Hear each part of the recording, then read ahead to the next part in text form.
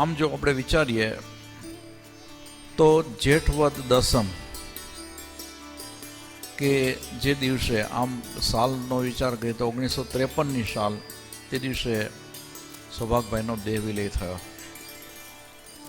તો સૌભાગભાઈનો દેહ વિલય અથવા તો એમનું મૃત્યુ આ તિથિને દિવસે થયેલું.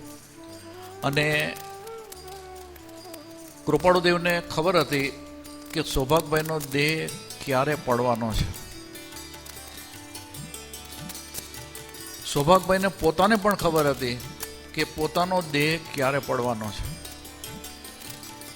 આમ એ બંને મહાપુરુષો જાણતા હતા કે સૌભાગભાઈનું મૃત્યુ ક્યારે આવવાનું છે. અને એક પ્રસંગ તો એવો છે કે જે ઘડીએ સૌભાગભાઈનો સમાધિ મરણ આપણે સવારના જે સૌભાગ સ્મૃતિવાળી જગ્યાએ હતા ત્યાં એના જૂના ઘરમાં સમાધિ મૃત્યુ થયું. એ જ ઘડીએ પરમ કૃપાળુ દેવ શ્રીમદ રાજચંદ્રજી કે જે મુંબઈમાં પોતાના નિવાસ સ્થાને હતા એ ઊભા થાય છે, ચોકડીએ જાય છે અને પહેરેલા કપડે સ્નાન કરે છે.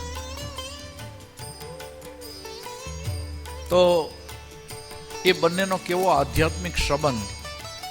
અને પછી સૌભાગભાઈને શ્રદ્ધાંજલિ આપતો જે પત્ર એમના પુત્રોને લખે છે કે આર્ય શ્રી સૌભાગે જેઠવદ દસમ ગુરુવારે સવારે 10:50 દેહ મૂક્યાના સમાચાર વાંચી અને ઘણો ખેદ થયો છે. જેમ જેમ તેમના અદ્ભુત ગુણો પ્રત્યે દ્રષ્ટિ જાય છે તેમ તેમ અધિક અધિક ખેદ થાય છે. જીવને દેહનો સંબંધ એ જ રીતે છે, તેમ છતાં પણ અનાદિથી તે દેહને ત્યાગતા જીવ ખેદ પામ્યા કરે છે અને તેમાં દ્રઢ મોહથી એકપણાની પેઠે વર્તે છે.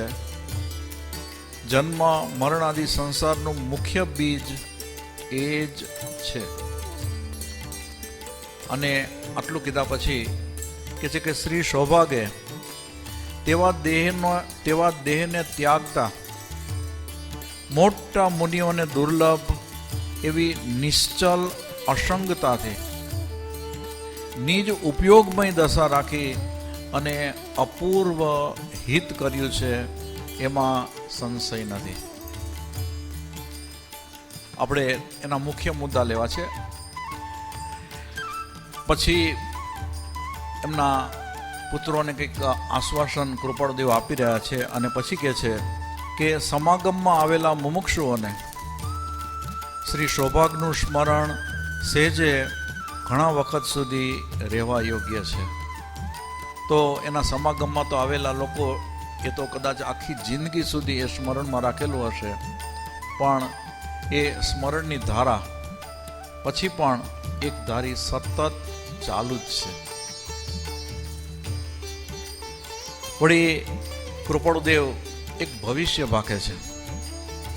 શું કહે છે કે આ ક્ષેત્રે આ કાળમાં શ્રી સૌભાગ જેવા વિરલા પુરુષો મળે એમ અમને વારંવાર ભાસે છે.